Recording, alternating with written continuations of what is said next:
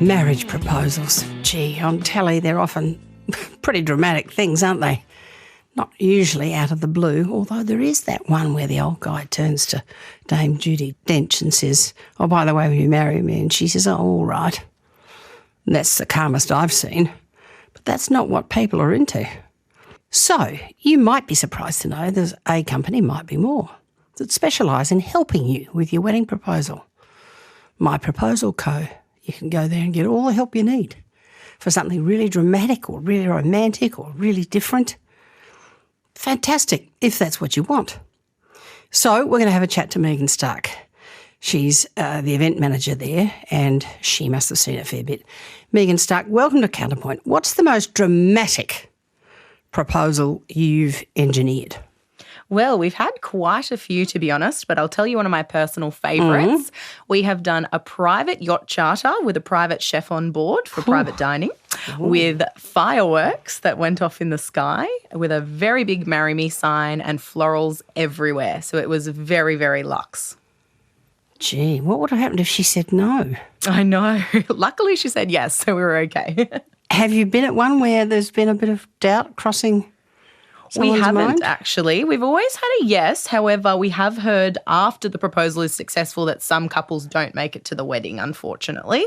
I have to say, I'm a bit into substance rather than style. I mean, style is really important, but it's the substance you've got to get right first. You can have style, and it's great to have it, but you've got to have substance. So it is with a relationship.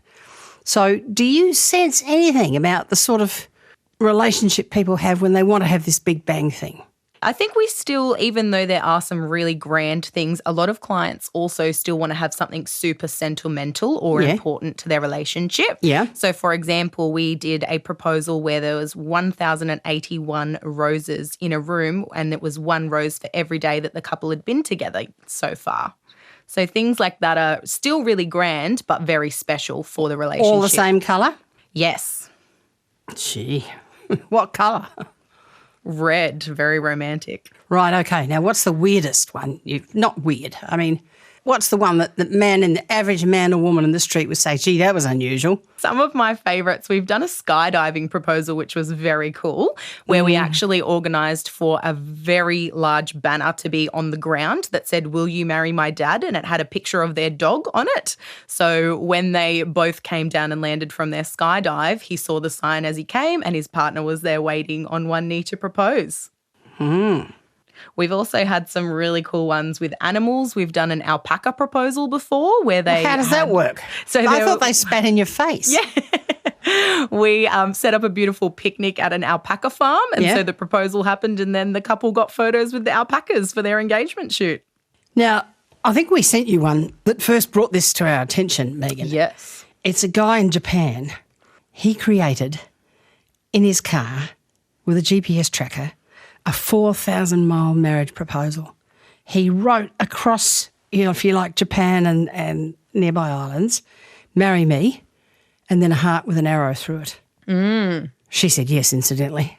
I would hope so. That's a bit unusual, isn't it? Don't you think that's unusual? I know. He's now in the Guinness Book of Records. Oh, it's amazing.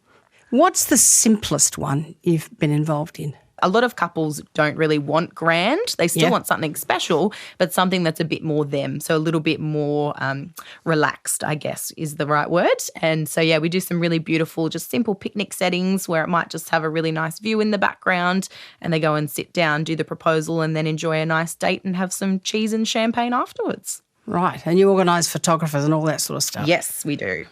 Is it always the guys that do this, or do the girls sometimes get in there and say, I'm going to organise this and I'm going to propose? We have a bit of both. So we've had primarily it is the men organising for the women. We have had some women organise for men.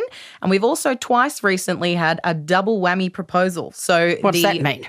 Man proposed to the woman and she said yes. And then straight away the woman proposed back to the man with their own ring, and neither of them knew that they were going to propose on that day. You're kidding me. Which is amazing. And it's happened twice now, so it's very cool.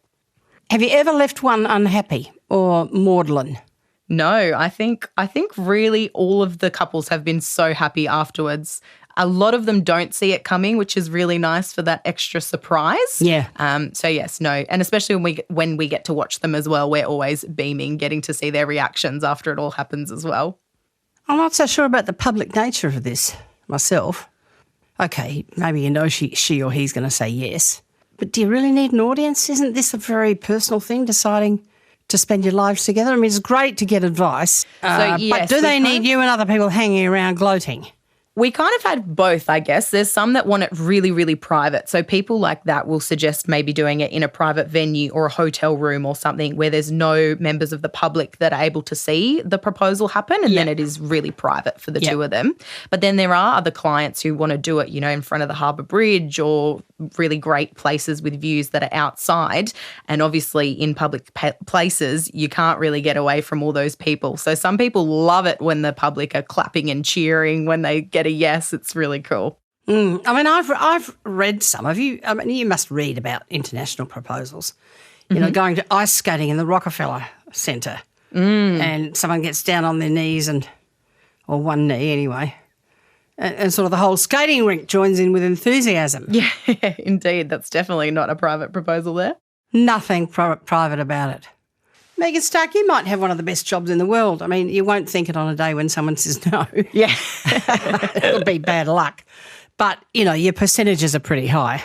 Yes, yeah, you're doing very well, rewarding. and you're helping people who want to make a big thing of it rather than a private personal thing. And that's fair enough. You're helping them, and it's a lifetime memory. So here's to you. If I had a glass of champagne, I'd raise it. Thank you. Thanks for joining us on Counterpoint. Thanks so much for having me.